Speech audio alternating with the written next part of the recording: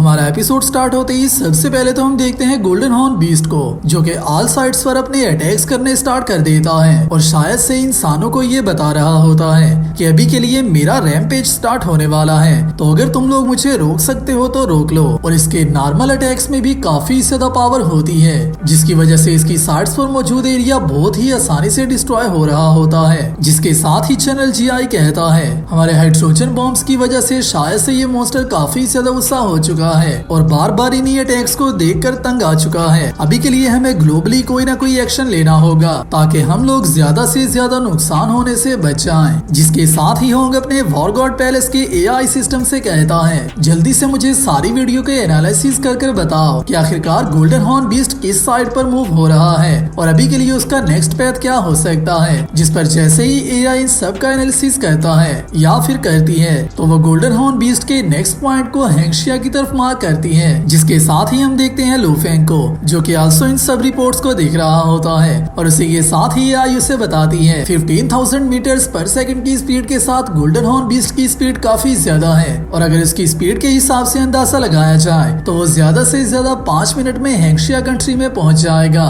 और जियानिंग बेस वही एरिया है जहाँ पर आपका घर है और ये एरिया हेंगशिया कंट्री में काफी ज्यादा क्लोज है। जो सुनते ही लू फेंग काफी ज्यादा गुस्सा होता है, मगर उसी के साथ ही लू फेंग के माइंड में कुछ और आता है। जिसके साथ ही लू फेंग अपनी फैमिली को कॉल करता है और उन सबको कहता है जल्दी से जल्दी आप सब लोग ग्रेविटी रूम में चले जाओ, जहाँ पर जाने के बारे में मैंने आप सबको बताया था। और जब तक मैं वापस ना आऊँ या फिर मैं आप सबको बाहर आने का ना कहूँ या फिर मैं आप सबको खुद आकर बाहर ना निकालूं, तब तक आप लोग वहाँ से बाहर मत आना। बाकी की सब बातें मैं आप सबको बाद में एक्सप्लेन करूंगा। जो कहते ही लू फेंग कॉल बंद कर देता है और इसी के साथ ही उसके family member definitely gravity room में चले जाते हैं। तो हर एपिसोड में कुछ ना कुछ पॉइंट्स ऐसे होते हैं जिनको आप सब लोग नोट तो करते हो, मगर वीडियो का रिव्यू करते हुए मैं उन सब पर बात नहीं कर सकता। जिस तरह के अभी के लिए यहाँ पर एक पॉइंट ये है कि लू फेंग की फैमिली को ग्रेविटी रूम यूज करने का किस तरह से पता चलेगा। तो हर एपिसोड के इस तरह के कुछ पॉइंट्स जिनके बारे में काफी लोगों को पता नहीं होता, उन सब के लिए मैं एक शॉर्ट्स का चैनल बनाने वाला हूँ, जहाँ पर मैं डेली के आपके 2 क्वेश्चंस के आंसर कर दिया करूंगा और उसे मैं शॉर्ट्स में अपलोड कर दिया करूंगा,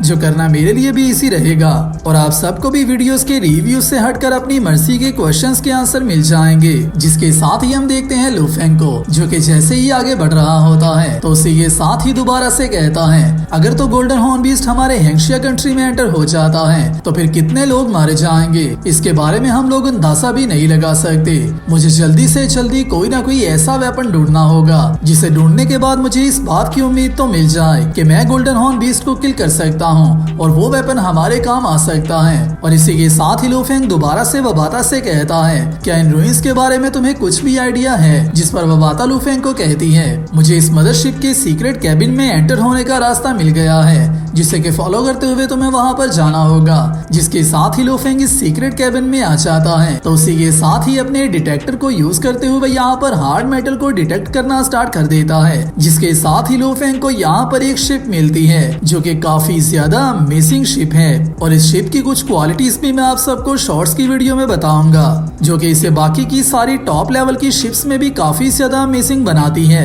और लू फेंग की सारी शिप्स में पर्सनली ये मेरी 3rd सबसे ज्यादा पसंदीदा शिप है। तो जैसे ही लू फेंग इसे स्कैन करता है तो उसी के साथ ही कहता है क्या ये वो सीक्रेट वेपन है जो कि एंशिएंट सिविलाइजेशन रूइंस नंबर 12 में मौजूद था। जिसके साथ ही वबाता बाहर आ जाती है और आते ही शिप को स्कैन करना स्टार्ट कर देती है और उसी के साथ ही इसे स्कैन करते ही लू फेंग से कहती है मुझे ऐसा ही लगा था कि ये वही शिप हो सकती है और हाँ ये वही शिप है। आज से काफी देर पहले जब के वक्त ये इंटरस्टेलर मदरशिप्स यहाँ पर आई थी तब हमारे मास्टर ने स्टार प्लेनेट की शिप का यूज करते हुए एक ही ब्लो में इन सारी शिप्स को डिस्ट्रॉय कर दिया था, मगर ये शिप उनमें से बच गई थी। और अभी के लिए जिस मदरशिप में हम लोग मौजूद हैं ये उन्हीं इंटरस्टेलर मदरशिप्स में से एक शिप थी जिसका नाम ब्लैक ड्रैगन माउंटेन X81 होता है और ये शिप अपने आप में ही काफी ज्यादा अमेजिंग है। इसकी कॉस्ट ऑफ प्रोडक्शन इस टीम की सारी इंटरस्टेलर मदरशिप से भी ज्यादा है है, जिसका मतलब ये है कि लूफेंग के मास्टर ने जिन सारी शिप्स को अपने सिंगल ब्लो से डिस्ट्रॉय किया था, उन सारी शिप्स की कॉस्ट को मिलाने के बाद भी black dragon mountain single X-81 की प्राइस उस सबसे ज्यादा होती है। और उसी के साथ ही साथ ये स्पेसशिप एक ऐसे वेपन के साथ इक्विप्ड है जिसका यूज करते हुए लूफेंग स्टार लेवल 7 से स्टार लेवल 8 तक के किसी भी वॉरियर को बहुत ही आसानी से किल कर सकता है,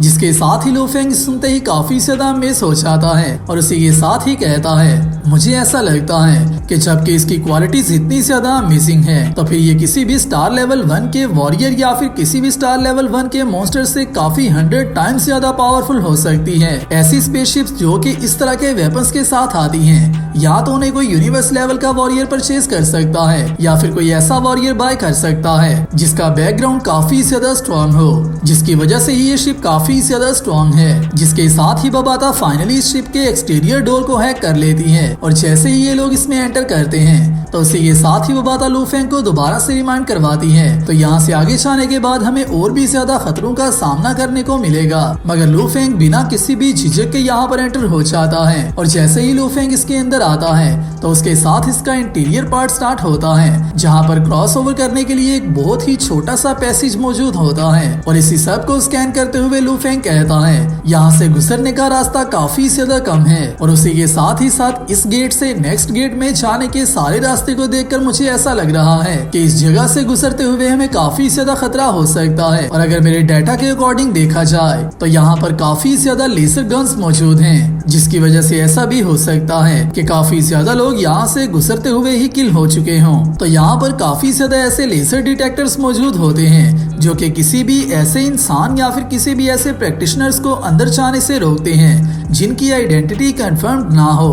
और जिनको अंदर आने की इजाजत ना हो। मगर उसी के साथ ही लूफेंग अपने हेवन फॉरबिड शटल की सिंगल नाइफ को निकाल लेता है और उसी के साथ ही कहता है, मुझे इसका यूज करते हुए सबसे पहले तो यहाँ पर मौजूद लेजर डिटेक्टर्स की मूवमेंट को स्कैन करना होगा। और जैसे ही लूफेंग अपनी नाइफ को इस पैसेज में भेजता है तो अनएक्सपेक्टेडली ये लेजर कैनन्स काफी ज्यादा फास्टली रिएक्ट करती हैं और फास्टली रिएक्ट करने के साथ साथ इनकी पावर भी काफी ज्यादा स्ट्रॉन्ग होती है। इवन के जैसे ही ये नाइफ वापिस आती है, अगर तो ये लूफेंग को लग जाती तो लूफेंग को काफी ज्यादा हैवी इंजरी भी हो सकती थी। जिसके साथ ही लूफेंग कहता है, ये लेजर कैनन्स मिनिममली अर्थ की किसी भी सबसे ज्यादा पावरफुल लेजर कैनन का मुकाबला बहुत ही आसानी से कर सकती हैं। मगर उसी के साथ ही बबाता उसे बताती है, सिर्फ तुम्हें इन लेजर कैनन्स का सामना ही नहीं करना बल्कि तुम्हें यहाँ से आगे मौजूद गेट को भी ओपन करना है, जिसे कि तुम सिर्फ फोर्स से ही ओपन कर सकते हो, उसे हम लोग हैक नहीं कर सकते। और उसी के साथ ही साथ ये एयरक्राफ्ट ब्लैक यट्रियम मेटल से बना हुआ है जिसको तोड़ना काफी ज्यादा मुश्किल है। इवन के ऐसा करना किसी भी यूनिवर्स लेवल के फाइटर के लिए भी इम्पॉसिबल सी बात हो सकती है। तो अगर तो यहाँ पर तुम्हारा हाल मास्टर भी आ जाए तो फिर भी तुम लोग कुछ भी नहीं कर सकते और ना ही उस गेट को ओपन कर सकते हो। जो सुनते ही लूफेंग अपने माइंड में कोई आइडिया सोचने लगता है और उसी के साथ ही कहता है, क्या मेरी रेड मिक्स्ड कॉपर शार्ड इसे तोड़ सकती है।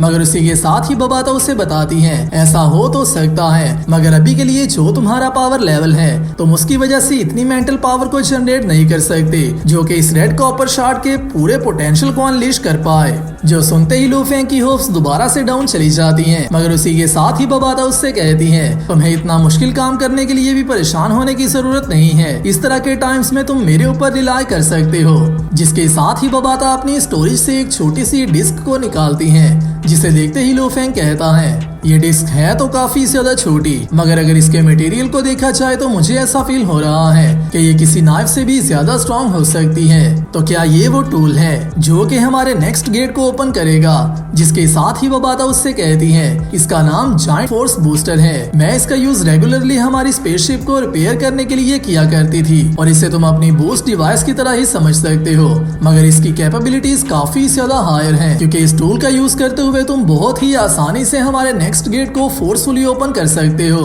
जिसके साथ ही लूफेंग इस टूल को पकड़ लेता है और उसी के साथ ही कहता है, मेरे क्लाउड बैटल आर्मर की डिफेंसिव पावर के साथ और मेरी हैवी माउंटेन शील्ड की पावर के साथ भी मुझे इस बात का आइडिया नहीं है कि क्या मैं इस पैसेज को पार कर सकता हूँ या फिर नहीं। जिसके साथ ही लूफेंग दोबारा से इस रास्ते से गुजरने की कोशिश करता है मगर लूफेंग को ये लेजर बहुत ही आसानी से डिटेक्ट कर लेती है और अपनी रिएक्शन स्पीड की वजह से यहाँ से लूफेंग को दोबारा से क्रॉस नहीं करने देती। जिसकी वजह से लूफेंग दोबारा से इस रास्ते का ब्रेक थ्रू करने में नाकाम रहता है और वापिस आ जाता है, जिसकी वजह से लू फेंग दोबारा से इस रास्ते का ब्रेक थ्रू करने में नाकाम रहता है, मगर उसी के साथ ही कहता है अगर तो मैं खुद इस पैसेज को पार नहीं कर सकता तो फिर मैं अपनी मेंटल पावर का यूज करते हुए सबसे पहले तो इस डिस्क को आगे भेजूंगा ताकि मैं नेक्स्ट गेट को ओपन कर सकूं। मगर उसी के साथ ही लू फेंग की डिस्क और लू फेंग दोनों ही काफी ज्यादा पीछे आकर गिरते हैं, जिसके साथ ही लू फेंग पीछे आते ही कहता है इन लेजर के रिस्पॉन्स काफी ज्यादा फास्ट है, जिसकी वजह से मैं डिस्क को भी गेट में सेंड करने में नाकाम हो चुका हूँ। मगर उसी के साथ ही बबाता लू फेंग को कहती है यहाँ पर जितने भी लेजर डिटेक्टर्स मौजूद हैं वो इस हालवे को क्रॉस करते हुए किसी भी ऑब्जेक्ट पर अटैक करेंगे, मगर यहाँ पर तुम एक काम कर सकते हो, जबकि यहाँ पर ऑब्जेक्ट ही ज्यादा हो जाएंगे तो फिर सारी लेजर कैनन्स का फोकस तुम्हारे से हट जाएगा और ज्यादा ऑब्जेक्ट्स का यूज करते हुए तुम इस रास्ते को पार कर सकते हो। जिसके साथ ही लू फेंग कहता है मुझे तुम्हारी बात की समझ आ चुकी है, जिसके साथ ही बबाता लू फेंग को कहती है तो फिर जल्दी से अपने हेवन फॉरबिड शटल को डिसमेंटल कर दो और उसके सारे फ्रेगमेंट्स का यूज करते हुए इस पैसेज को पार करने की कोशिश करो, जिसकी वजह से यहाँ पर मौजूद टारगेट्स का नंबर काफी ज्यादा हो जाएगा और तुम्हें यहाँ से गुजरने में आसानी होगी। जिसके साथ ही लू फेंग ऐसा ही करने लगता है और अपने हेवन फॉरबिड शटल का यूज करते हुए सबसे पहले तो डिस्क को आगे सेंड करता है ताकि सबसे पहले तो सेफली ये डिस्क आगे जाकर गेट को ओपन करे और जैसे ये डिस्क गेट के दरमियान आ जाती है तो उसी के साथ ही बबाता लू फेंग से कहती है तुम्हें अभी के लिए मेरी बातों की समझ बहुत ही जल्दी आने लगी है, तो चलो फिर मैं इस डिस्क को एक्टिवेट करती हूँ। जिसके साथ ही बबाता जैसे ही इसे एक्टिवेट करती है तो उसी के साथ ही ये डिस्क फोर्सफुली इस गेट को ओपन कर देती है, मगर उसी के साथ ही सारे लेजर डिटेक्टर्स इस डिस्क पर अटैक करना स्टार्ट कर देती हैं।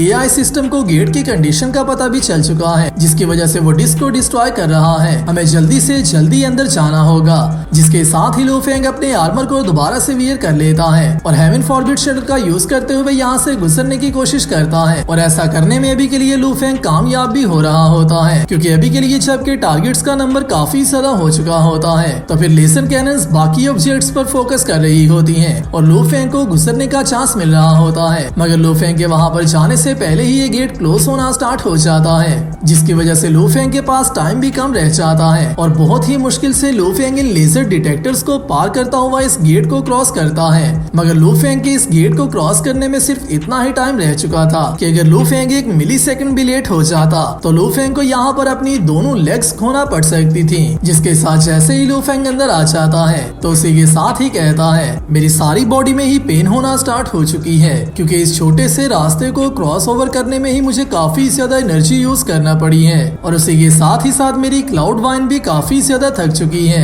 जिसके साथ ही बबाता लू फेंग को कहती है अभी के लिए हमें कमांड रूम में जाना होगा, क्योंकि वहाँ पर जाने के बाद ही मैं इस शिप के एआई सिस्टम को टेक ओवर करने की कोशिश कर सकती हूँ और इसे हैक करने की ट्राई कर सकती हूँ। तो हम लोग जल्दी से वहाँ चलते हैं। जिसके साथ ही लू फेंग उसे फॉलो करना स्टार्ट कर देता है, मगर जैसे ही ये लोग यहाँ से चले जाते हैं तो उसी के साथ ही यहाँ पर रेड सिग्नल स्टार्ट हो जाता है। जिसके साथ ही हम देखते हैं इस शिप के मेन कैबिन को, जहाँ पर रोबोट्स मौजूद होते हैं जो कि आल्सो शायद से इस शिप के डिफेंसिव सिस्टम में इन्वॉल्व होते हैं। और उसी के साथ ही साथ हम यहाँ पर देखते हैं एक और कैरेक्टर को जो कि काफी लंबी नींद सो रहा होता है, मगर उसी के साथ ही एआई सिस्टम यहाँ पर स्क्रीन पर एक मैसेज सेंड करता है जो कि ये होता है एक ह्यूमन मेंटल मास्टर हमारी शिप में फोर्सफुली एंटर हो गया है, मगर उसका थ्रेट लेवल वीक है। जिसके साथ ही एआई ऑर्डर्स का वेट करने लगता है और जैसे ही उसे कुछ सेकंड में ऑर्डर नहीं मिलता तो उसी के साथ ही AI system automatically Lu Feng को किल करने का ऑर्डर दे देता है। जिसके साथ ही इस शिप के कुछ और डिफेंसिव रोबोट्स अपीयर होते हैं जो कि टोटल 3 रोबोट्स होते हैं और इनका काम लू फेंग को किल करना होता है। और जबकि एआई ने लू फेंग की पावर का एनालिसिस पहले ही कर लिया है तो फिर उसे अच्छे से इस बात का पता होता है कि ये रोबोट्स लू फेंग को आसानी से किल कर सकते हैं। जिसके साथ ही हमारा पार्ट 1 यहाँ पर कंप्लीट होता है। वीडियो आपको कैसी लगी है मुझे नीचे कमेंट्स में बताना और नेक्स्ट आने वाली वीडियो के लिए चैनल को सब्सक्राइब लाजमी कर लेना। मैं मिलता हूँ आप सबसे नेक्स्ट वीडियो में, तब तक अपना और अपने प्यारों का ख्याल रखियो।